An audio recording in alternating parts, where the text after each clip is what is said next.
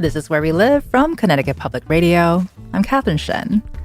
If you're like some of us and solve Wordle before you finish your morning coffee, you're about to get the same rush you feel when you solve it on your first guess or achieve genius status on Spelling Bee. And if you're not up to speed yet, that's okay. Wordle is an online puzzle that gives you 6 chances to guess a 5-letter word. Today, we're celebrating the joy of solving all types of puzzles and word games with the people who make them. They'll share why they fell in love with crosswords, what goes into a good word game, and maybe even give you some tips and tricks for both solving and constructing puzzles of your own. Our guests for the hour are 3 editors from New York Times Games, including the much-loved NPR puzzle master and the editor of the New York Times Daily Crossword, Will Shortz, who will be joining us in a little bit. But also with us this hour is the editorial director of games, Everdeen Mason. Everdeen is the first person to actually have this role at the Times. Thank you so much, Everdeen, for being with us this morning. Hi. Morning. If there aren't enough hours in your day to solve the daily crossword, you have this man to thank for the mini. Joel Fagliano is the digital puzzles editor and creator of the Mini Crossword. Thank you so much for joining us today, Joel. Yeah, it's great being here. So for our listeners, maybe you have a special family tradition involving puzzles that you like to share, or you have a favorite puzzle. You can also join the conversation and talk to our puzzle experts if you're game to do that. Give us a call, 888-720-9677. That's 888-720-WNPR, or find us on Facebook and Twitter at Where We Live. So I want to start with Everdeen with this conversation.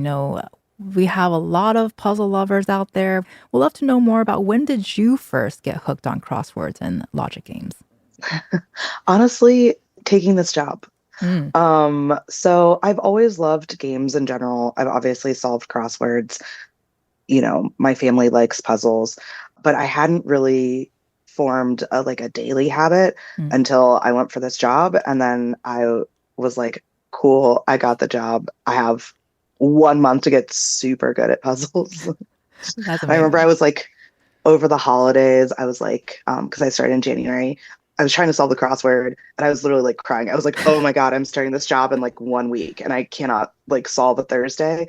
And my dad was there and I was like, what am I going to do? And, typical dad style, he kind of immediately was like, you know why you're not good at this? Because you never listened to me. And I was like, what does that have to do with anything? I was like, great. So I got lectured about that. But I think actually being in this role and working closely with editors like Joel made me appreciate the crosswords so much more than I think I ever could have without getting to know them and seeing all the rigor that goes into it, how they think about the cluing, how they think about the vocabulary that goes into it. And it's still my favorite game in our portfolio now, 4 years later.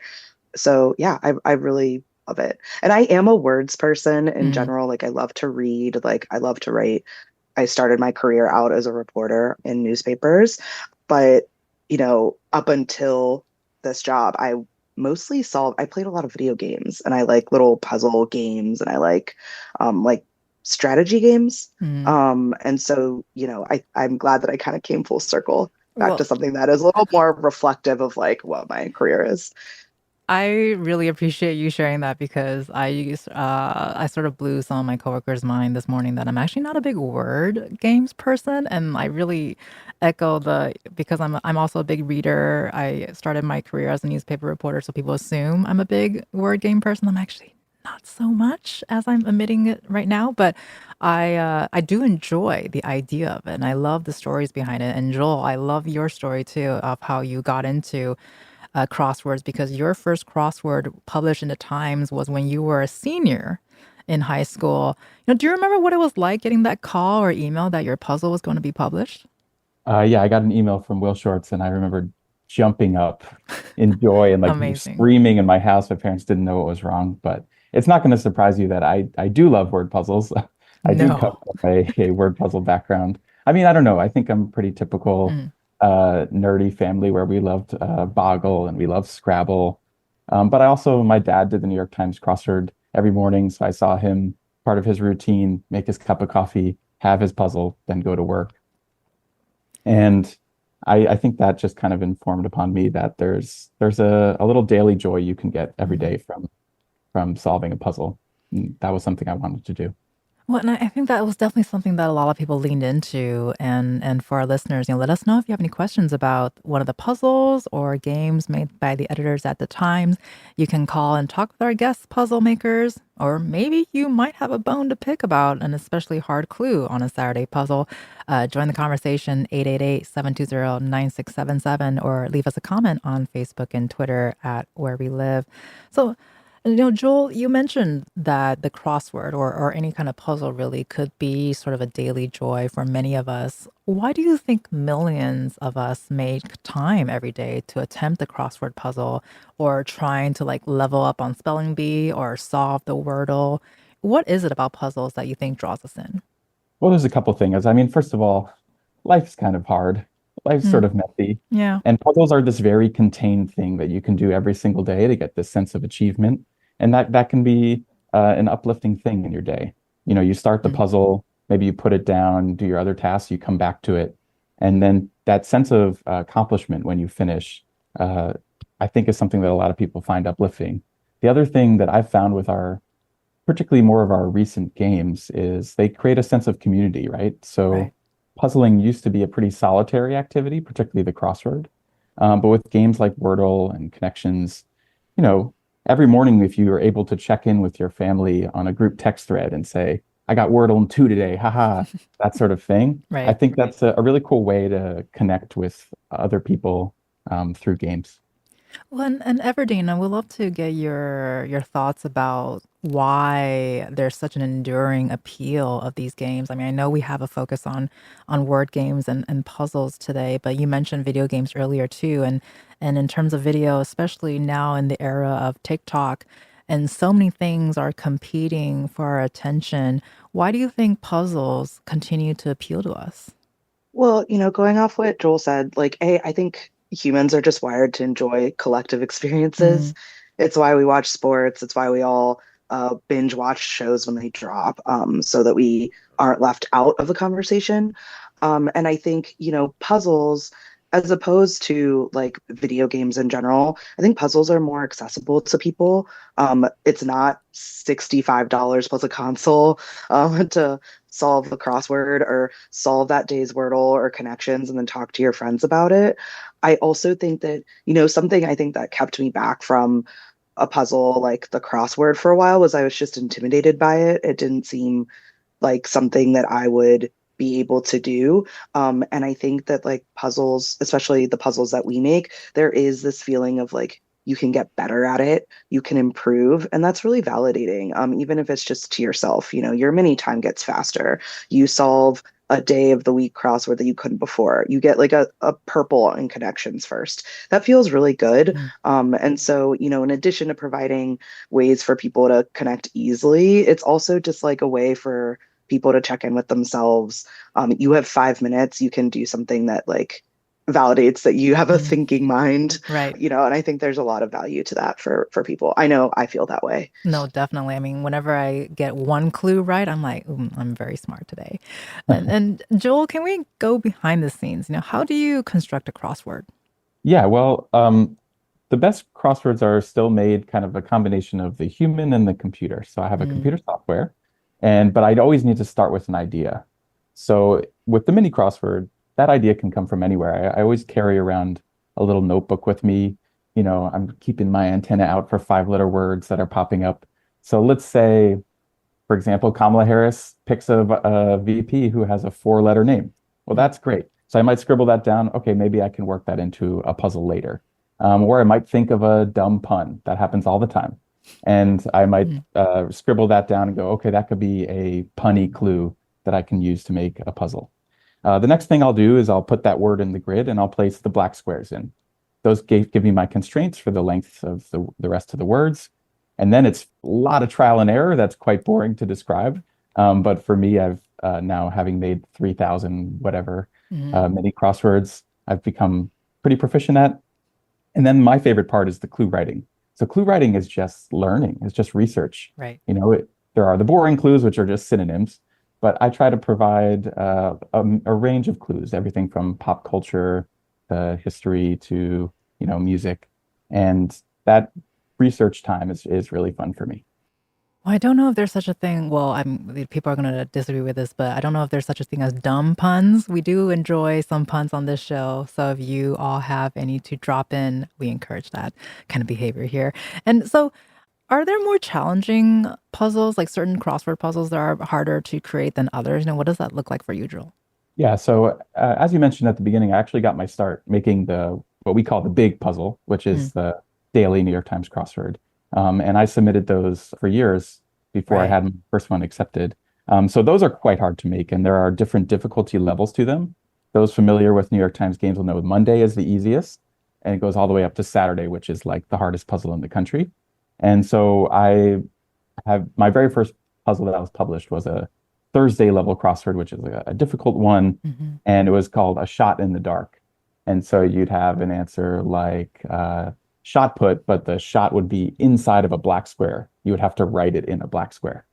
So those tricky, gimmicky puzzles that we run are some people's favorites. Other people can't believe we would even publish Do something like that. that. Yeah, do that. Um, I think making those puzzles is both the most fun and the most difficult. And how do you decide which crosswords you'll publish and what makes a reader submitted crossword stand out? Because you get around almost 150 submissions every week, right? Yeah, so that surprises a lot of people. They Mm, think either myself or Will Shortz makes all right. the puzzles, which isn't true. There's actually a whole group of people around the country who send us crosswords. And myself, the other editors on our team, including Everdeen and Will, we all have a meeting each week where we review our top picks that we've all put into this pool to select. And we're looking for basically fresh and interesting ideas. We're looking for vocabulary we've never seen in puzzles before. Sometimes it's even somebody has a great cluing voice, we call it, just like a unique and funny way that they've chosen to define the different words in the grid. Those are lively and spirited meetings where we discuss the merits and demerits of different puzzles. Hmm. But in the end, we just really want to create something for everybody. So there'll be puzzles that everyone can enjoy. And what about feedback from puzzlers? There are entire accounts, social media accounts devoted to venting about hard clues. Do you have any memorable clues that have gotten a lot of clapbacks? And you also clap back on the clapback. Oh boy, yeah, is a lively internet discussion about the puzzles. For my own mental health, I would say that I Mm, mostly don't live in it day to day sure. anymore in the way that I used to. But yeah, actually, I mean, I love hearing from our solvers because it's this weird thing with Mini where I'll make a puzzle, spend a lot of time on it, put it out into the world, and if I don't hear anything from it, you just sort of wonder, Right. did people like it? What did they think? So actually, I think generating discussion about the clues is something that I don't mind doing. It was a little bit about that community that we were talking about earlier, right? And Everdeen, you once said in an interview that every crossword tells a story. Can you tell us what you mean by that? I mean, I just think that like when you solve a crossword, you're sort of in conversation with the constructor. They had something that they wanted to say, whether it's a themed crossword where kind of like Joel was saying, where they thought about like an interesting pun or an interesting kind of narrative they had in their head that they thought would be really clever. I'm thinking about, I still, for some reason, I'm thinking about the square root puzzle that we ran, what would you say, Joel, like a week ago? Yeah. Where somebody was like, this is something that I want to play with and I want to share it. And then themeless puzzles, that's a place where people can really get creative with like what they want to include in the board and building it around these key phrases that were important for them to express. And so, I think that's what's really cool about the Hmm. puzzles.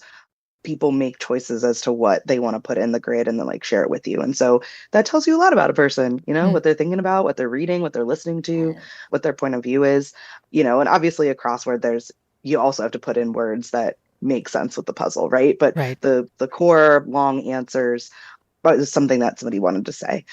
So that's more what I mean by it, not that Mm, it's like literally a short story or something. sure. I mean, we were talking about the beauty of words earlier and how within the grid you can tell a story. And Joel, you have a 5 by 5 grid to tell a story in every day. So, are there any stories that are particularly memorable to you? all the thousands? That's a terrible question, but any top favorites? Oh, there are plenty. I mean, it's such a tiny canvas, I'll say. Hmm. So it's sort of hard. I find the storytelling aspect a little bit easier with the bigger puzzles. Sure. One that comes to mind, this past April Fool's, I ran a puzzle where there was the answers AAA, AAA. Then it was like three strikes in bowling was XXX. Somebody the third was I. A winning tic-tac-toe line was O. And then like that's tasty was MMM. And then stacked on top of each other was axiom, axiom, axiom. And oh my That's God, I mean, amazing. the divisive reaction to this puzzle, because it was this idea I had that I was like sort of nervous to leap and do it. I was just like, I think this is funny, but I've never seen anyone put the same word three times and do this triple thing before. There were people who loved it. There were definitely people who hated it. I still hear months later from people about it. But another thing that I enjoy about the mini, and maybe this is just me, is I like that it's kind of my personal journal in a Mm. sense. Oh, I Like love that. there will be people who say, "Hey, I can tell you've been watching Mad Men or whatever," because you all of a sudden they're just these little sprinklings of references to things that are going on in my life. Hmm. When my son was born, I was able to put his name, which is Jonah, and then extra underneath that, and then tired underneath that. Jonah extra tired because Right, not sleeping at all. right. So I find the ability to kind of have that creative outlet really fulfilling.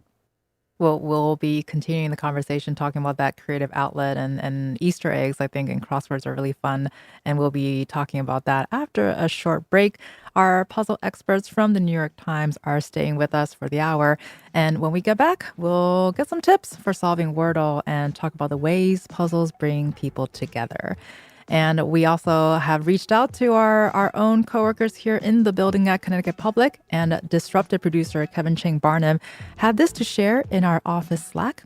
He said, "When I was in college, my friends and I started to do the New York Times crossword together. We ended up making it a competition called 2v2 Tuesdays and eventually had names for every day of the week. It started out with four of us, but sometimes a ton of people in our dorm would all be doing the crossword together. It was a big part of my social life. Even after college, it was something that helped us keep in touch with each other with occasional Zoom crossword sessions. Will Shorts definitely helped shape my college experience and friendships." Well, thank you so much, Kevin, for sharing that story with us. And speaking of community building, it was really fun to hear about your puzzling community in college and beyond. And for our listeners, you can also join the conversation. What rituals do you have around word games and puzzles, as well as jigsaw puzzles? We want to hear from you here in Connecticut, 888-720-9677, or leave us a comment on Facebook and Twitter at Where We Live.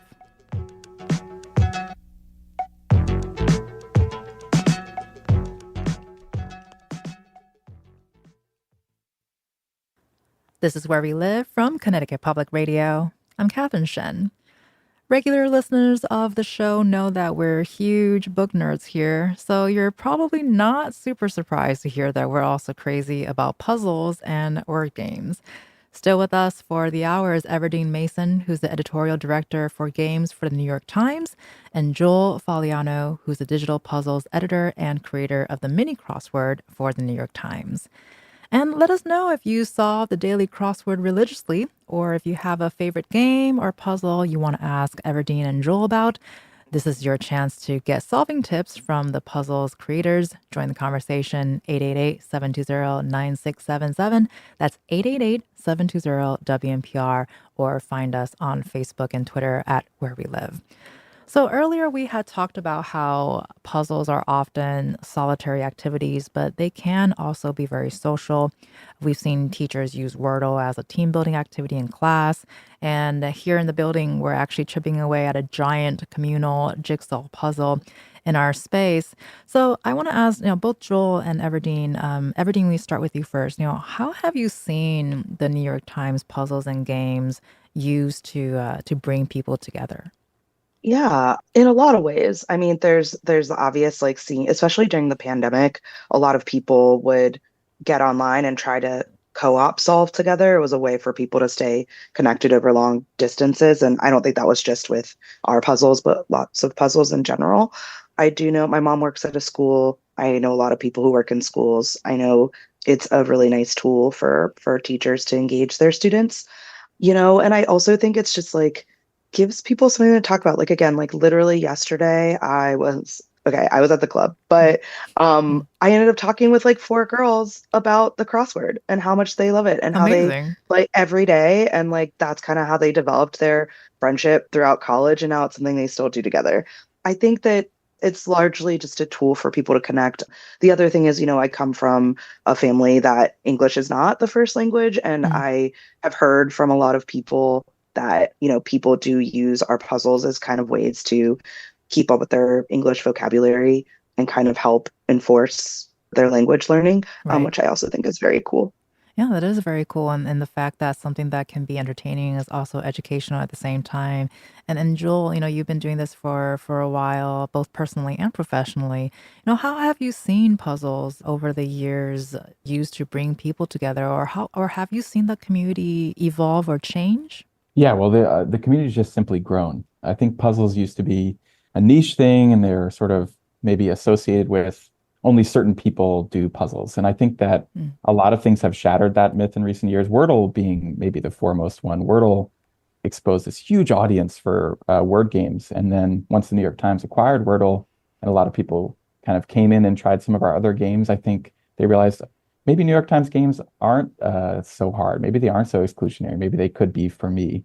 And then just like speaking of my own family, I mean, I was the nerdy one of my mhm. brothers, but they're New York Times games addicts now too. We were just on a vacation and we all did spelling bee every morning separately and then pooled our answers to try to get to what we call the queen bee, which is the every single word in the spelling bee. It was a really great way to connect with my family and something we definitely didn't do growing up. So I think Right, the New York Times games have just kind of expanded since I've right. started.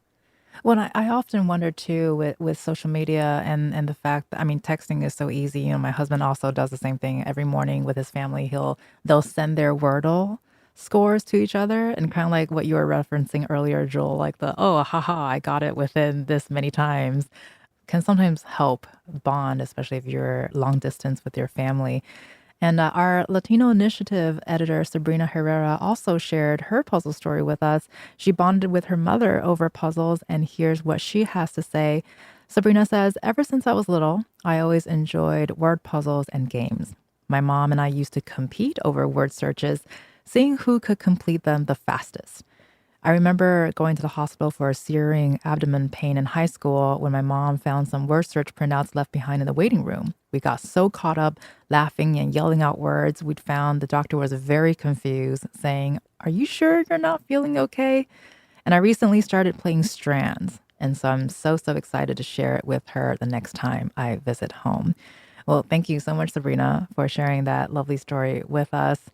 And Joel mentioned some puzzlers getting frustrated about hard clues. We were talking about people who will set up social media platforms to talk about how difficult these clues are and sort of start some vent sessions online. And here's one person, Amber Ward, who sent a message to Joel on TikTok. Whoever was in charge of today's mini crossword with the New York Times, why did you do that? Why did you do that?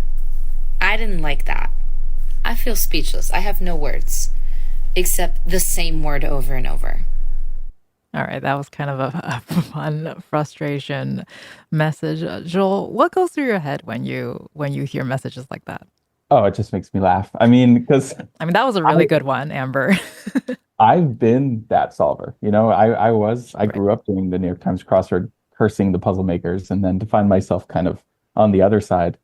But I think every puzzle maker has a slight sadistic streak where you do kind of want them to suffer a little bit because that makes the what we call the aha moment even better. So we love writing clues. So we have this style of clue that ends in a question mark. That's kind of like your giant flashing warning, like this is going to be a pun. And so you might have a clue like, I'm trying to think, like White House with a question mark. And the answer is igloo. It's a white house. Mm, But it's supposed to lead you down this garden path another way, and then boom. And then all of a sudden you realize, oh, that's what they were getting at. right. And those are, I think, really fun, but they're definitely frustrating when you're not getting it. And so, as the puzzle editor, your job is to make a mix of them. You don't want the whole puzzle to be kind of just, elbowing the solver in the ribs the whole time, like get it, get it, get it. That's annoying. But you do want to provide like some little jokes here and there that sort of brighten up the solve. Yeah, I definitely get the sense of frustration, but I do love realizing the cleverness, like what you're saying, White House, also an igloo. My reactions are more like, oh, that was very clever. Okay, moving on, Kat. But English is just such an amazing language. Like there are just so many different meanings to words. Like, I don't know, I'm trying to think of another example, like barely running, right?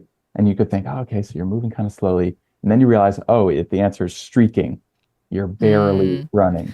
And the fact that English barely has those completely different meanings is something we love to play with. And we love discovering new jokes that we haven't made before. Sometimes we'll say, oh, that old chestnut again. I guess we'll use that. But other times we get really excited when we can use kind of debut a new dumb joke, as I called it earlier. I mean, we love a good dumb joke. And Everdeen, we've been talking too about community and the range, I think, of backgrounds and age groups and just people who enjoy doing the crossword and doing puzzles really are across the board. And you're tasked with making the New York Times puzzles and games more inclusive, so they appeal to younger and more diverse solvers. So what are some things that you're doing to change sort of old ideas about what solvers look like and who puzzles are for?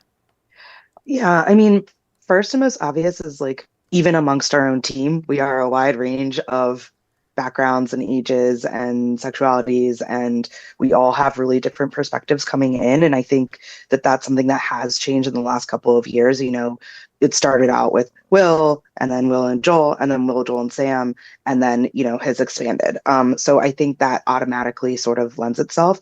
But internally, I think we've done a couple of things. One is just like making it easier for us internally to have the conversations about what we want to see in the puzzles and what they mean. And really, I would say when I first started, like I did a lot of kind of like trying to just moderate, like making it possible for people to feel like they could speak up. I'm always like, hey, if there's something in a puzzle that you don't like and you don't feel comfortable necessarily like bringing it up in this group meeting, you can come find me and I will say it, or I will like bring it up. And we've kind of codified that into our process. So now we have monthly editorial workshops where like literally that is where you bring the thing you want to talk about. And we will talk about a word as often as we need to. So I think a good example of this is I think we've made a concerted effort to be more thoughtful around language around people's bodies and what it means. And if we have to talk about, a word like obese, like it's 6 editorial workshops until we feel comfortable with like why we would or wouldn't use that word, then that's what it takes. We don't ban any words outright. And I mean, there's the obvious words to ban, but in general, we kind of have like this yellow flags list where it's like, if this comes up, go talk to somebody about it. You just need to go talk to somebody about it because that will naturally kind of bring up being a little bit more thoughtful. Because I think, with the puzzle editors, the thing that they do is creative, but it's also very technical. And so I think that like when they're making or editing the crosswords, they can get really like narrowly focused in on the technicalities of the puzzle. And sometimes you just need like kind of like a flicker of an outside perspective to be like, okay, when you zoom outside of that technical construction, what does this word mean? And what does this word mean to all of these different kinds of people? And like, what do we legitimize versus what we don't? I think that's it's kind of easy to be like, oh, it's just puzzles, but this is something that has a massive scale. And we are kind of validating the use of words and the use of things that people should pay attention to. So we just have to kind of take that with a little bit more responsibility. So I think we've just had more conversations around that. And I do think Joel would agree that like, I think the other puzzle editors have also felt more empowered to kind of speak up. And then the last thing that we've done is we have made our testing process really rigorous. There's always been some form of testing and fact checking of puzzles. But when I came in, I kind of decided I wanted to try like a true testing panel where, it's regular solvers, they solve our puzzles, we send them a form, and then it just kind of gives an extra kind of gut check of not just like, hey, is this a puzzle that's solvable, but like, what is it relative to another puzzle of that week?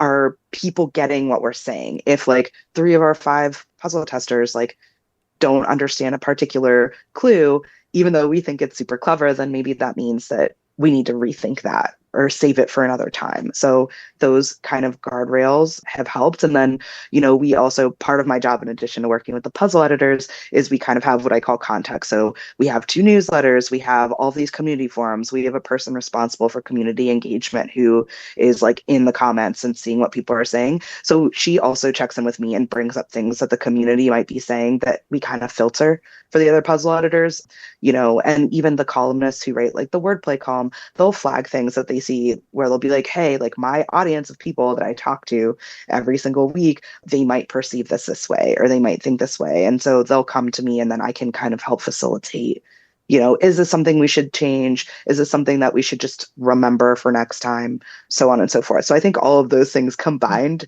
have kind of allowed our puzzles to be a little bit more reflective of the larger world.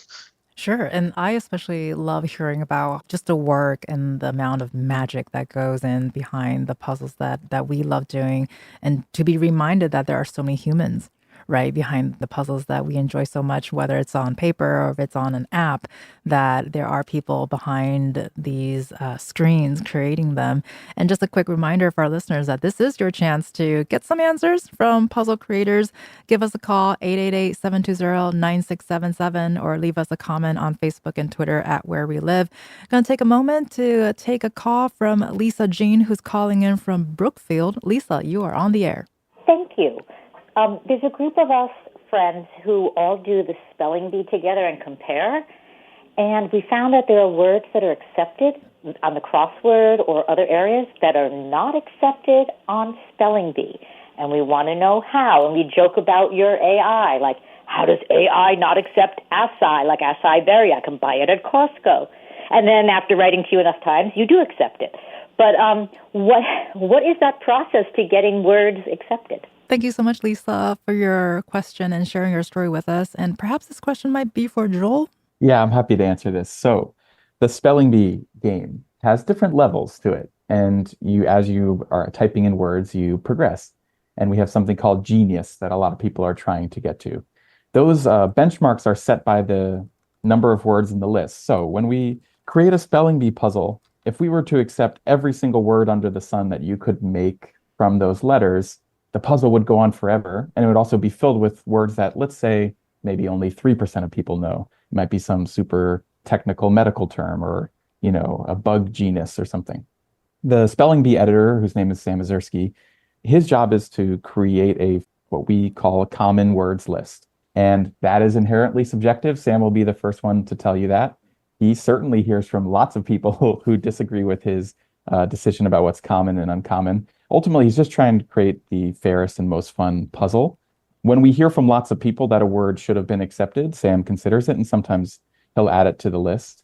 I know even from my vacation last week, I texted Sam with a word that I thought should have been on, which I'm sure he was like, just go back to your vacation. I needed to stop.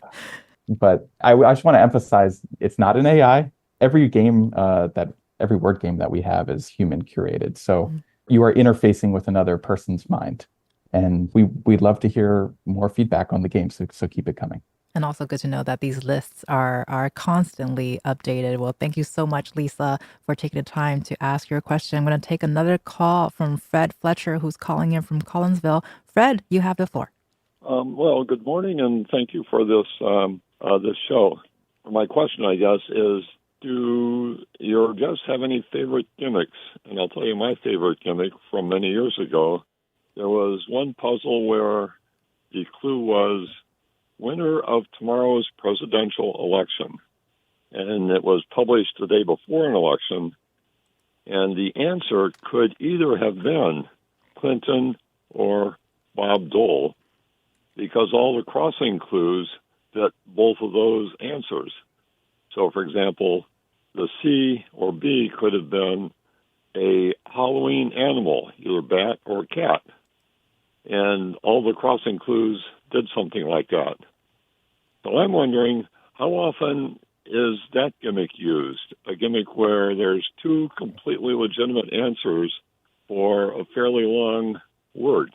Well, thank you so much, Fred, for sharing that with us and for your question. So we'll throw this to both Joel and Everdeen. Gimmicks. Joel, we'll start with you. Yeah, well, I want to particularly answer Fred's question about what type of puzzle that is. So we have a couple terms internally for that. It's called like a Schrodinger crossword, just like the Schrodinger's cat. Whichever way you open it, it can be different things. Or sometimes we call it a quantum crossword. And yeah, Jeremiah Farrell was created that puzzle. It's probably the most famous crossword in New York Times history.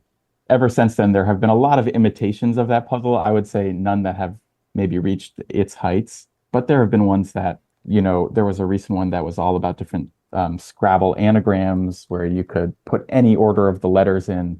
There have been all manner of gimmicks. I'll say my favorite type of gimmick puzzle, and it's sort of not always everybody's favorite, is called a rebus puzzle. And that's where you fit multiple letters into one square. It's such a great aha moment when you figure it out. But so many people think it's unfair. They're like, one letter goes in one square.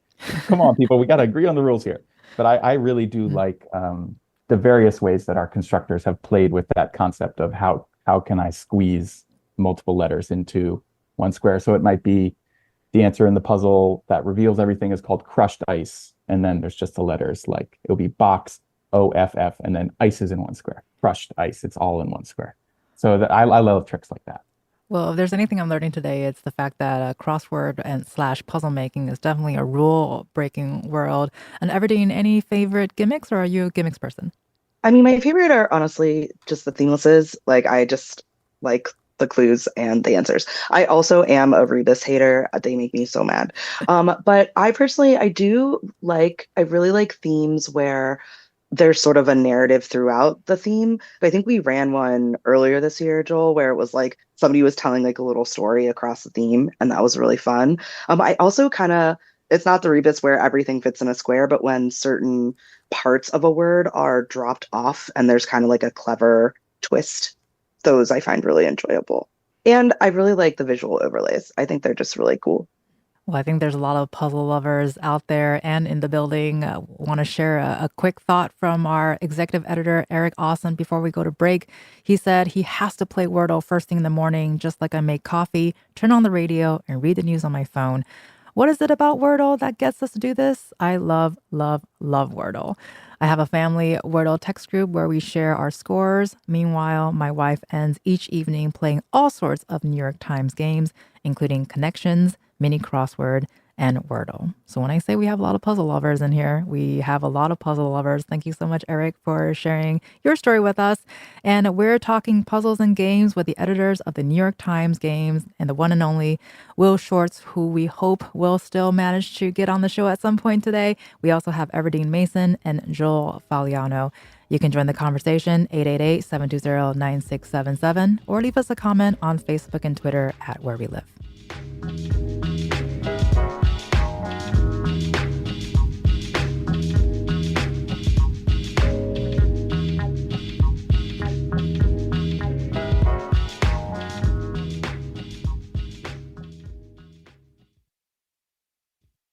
This is Where We Live from Connecticut Public Radio. I'm Catherine Shen.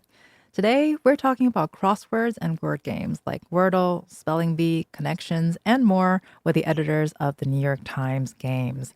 What puzzles or games do you play every day? Let us know, 888-720-9677, or find us on Facebook and Twitter at Where We Live. Ariane Basilio from Hartford shares with us that she plays a crossword every night and sometimes falls asleep to it. She'll wake up in the morning and it'll say that she's been playing for 8 hours. That's when she knows she's got a good night's sleep. Thank you so much, Ariane, for sharing your story with us. That was a wonderful, wonderful piece of puzzle that we're starting off this segment with. And we've been talking about crosswords and Wordle and all that jazz. But for those of you who might not know, this year marks 10 years of the mini crossword puzzle. Happy birthday to it, Joel. Can you talk about how has the mini evolved in that time, or how has the way you've evolved and changed the way you approach making the crossword? Sure. So yeah, as you said, the mini started in the summer of 2014, which was actually when I graduated college. I had interned with Will Shortz for 3 summers before that, more just because I thought it would be a fun thing to do than I was ever planning to go into a career in puzzles. Obviously, that didn't seem like a real thing. Mm-hmm. And when I started, the New York Times was just launching its own games app, and the New York Times Crossword has a subscription to it. So we thought it might be nice to provide something quick and easy and free for everyone to make. And just because I was starting out at that time, Will Shortz recommended, hey, I've got this assistant, he could make it. And at the beginning, I was just messing around. I didn't really know that anyone was going to be doing it.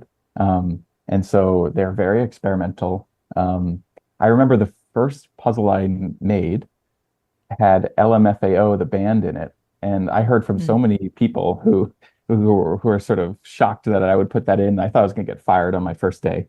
So that was a bumpy start. But after that, I have started to develop a style for the mini that I think is slightly different than the daily crossword because it has a different audience and because it lives largely digitally rather than in print. So the mini can be a little bit more reactive to the news. If Simone Biles, for example, wins a gold medal, well, Biles is 5 letters. I'll just put her right in. Whereas our crosswords, sometimes can sit around for months in our files and maybe it won't feel quite as timely. I also know that a lot of people solve the mini for speed. So when I'm making and writing clues for the bigger crossword, yeah, I'm really trying to stump people. But when I'm writing clues for the mini, I want it to be quick, but also not, insultingly easy. I like people to still feel like they learn something, feel like they achieve something every day. Well, I do feel like I've always achieved something really big on the mini puzzle, not gonna lie. And we've been talking about sort of the impacts of crosswords in many ways, not just being entertained, but also learning. And Everdeen, earlier we were talking about how to make it relevant and inclusive and sort of broaden both the horizons of the crossword itself and the puzzlers. So can you talk about maybe the real world impacts that you're having, or just the reflection of the puzzle in terms of real time, like Joel was saying just now, what's relevant, what's timely? Are those elements that you also think about when you're creating your games? So the first thing to know is that like the time to edit and publish the crossword is a lot longer than the mini. And so one thing that is a little bit difficult is we can't really respond in real time in the daily crossword because those are edited and filed like months in advance. Right. So, that is one thing. And I think before I start, for a long time, our standard was, to kind of try for a timelessness, when thinking about fill and thinking about clues. I have tried to kind of steer us more towards relevance than timelessness because, number one, I think that in today's world with the internet, social media, 24-hour news cycle, timelessness is not really possible. Things, change so quickly. We had a brat summer. Now everybody is demure, cutesy, mindful. Like it's just sort of such a fast turnaround. Right. I also think that, again, there's this idea of like validating and legitimizing language. And so when we say this is a thing that everyone should know forever, that's what we are saying when we say that like this is timeless. You have to know about this general from a war a long time ago forever. And we didn't question that. Like, why do we have to know that forever? So I think that a lot of the conversations we're having now are kind of trying to find this balance between like, what is something that either we kind of think is relevant now and telling the story of like 2024 or the 2020s or COVID years, right? Like even if those things kind of are no longer timely, they're still relevant and important because they kind of shaped society today, or they shaped how information is. So the crossword should reflect that. We do try to stay away from like, we don't want people to like feel bad when they like solve the puzzle, right? So we try to stay away from things that might make people feel that way, but at the same time, we don't want to shy away from things that, sometimes the world has negative things in it. Sometimes bad things are happening. So, we try to just temper it as much as possible, and just try to be really sensitive to kind of adapting to the world as it is today. The crossword has to do the exact same things. I don't know if Joel has anything to add to that. Any quick thoughts, Joel? We got about 2 minutes here, but go for it. No, I think that's totally right. I mean, the puzzles reflect life, and life is messy and complicated. But in the end, we're just trying to provide a brief moment in your day where you can feel smart, good about yourself, and then eventually share with others and connect with other people. And that's kind of our mission. I think those are nice thoughts to have at a final moment in your day. And just we got about 30 seconds here, but Everdeen, any final thoughts before we go? Anything you'd like our listeners to know about puzzles or where to start if they want to start one? I guess what I want them to know is that some really cool, amazing, creative humans make your puzzles every day. I think that's what makes us really special. And everyone should try the crossword. It's worth working on. It's worth working on and doing by yourself or with others. Well, thank you so much for that. You all just added a bunch of different kinds of puzzles for me to work on today, and I think I will start to become more open as a words person to get into the word games. Thank you so much again. You've been listening to Everdeen Mason, who's the editorial director for games for the New York Times. Thank you so much, Everdeen, for being with us today. Thank you. And you were also listening to Joel Faliano, who's the digital puzzles editor and creator of the mini crossword for the New York Times. Thank you so much for sharing your story with us. Yeah, it's been a blast. Thank you. I'm Catherine Shen. Today's show is produced by Robyn Doyon-Aitken. Our technical producer is Gina Matruda and Kat Pastor.